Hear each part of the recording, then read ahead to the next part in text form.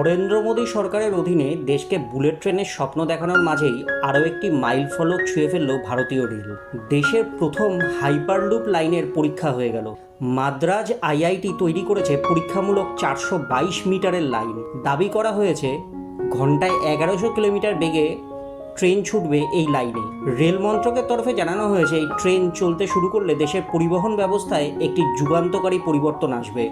ইতিমধ্যেই হাইপারলুপ লাইনের ছবি প্রকাশ্যে এনেছেন রেলমন্ত্রী অশ্বিনী বৈষ্ণব। মাদ্রাজ আইআইটির দাবি এই হাইপারলুপ ট্রেন বুলেট ট্রেনের দ্বিগুণের বেশি গতিতে ছুটতে পারে। বিশ্বে সর্বাধিক গতিসম্পন্ন বুলেট ট্রেন 450 কিলোমিটার প্রতি ঘন্টায় ছুটতে পারে, সেখানে হাইপারলুপ ট্রেনের ক্ষেত্রে সর্বাধিক গতি পৌঁছবে 1100 কিলোমিটার প্রতি ঘন্টায়। অর্থাৎ শিলিগুড়ি থেকে কলকাতা আসতে 45 মিনিট সময় লাগবে মেরে কেটে। কি এই হাইপারলুপ ট্রেন? একটি লো প্রেশার টিউবের মধ্যে দিয়ে চলে এই সুপারফাস্ট ট্রেন। একটি ক্যাপসুলের মতন দেখতে হয় ট্রেনটিকে। চৌম্বক শক্তির প্রভাবে ট্রেনটি লাইন থেকে কিছুটা উপরে উঠে যায় এবং গতি বৃদ্ধি করে।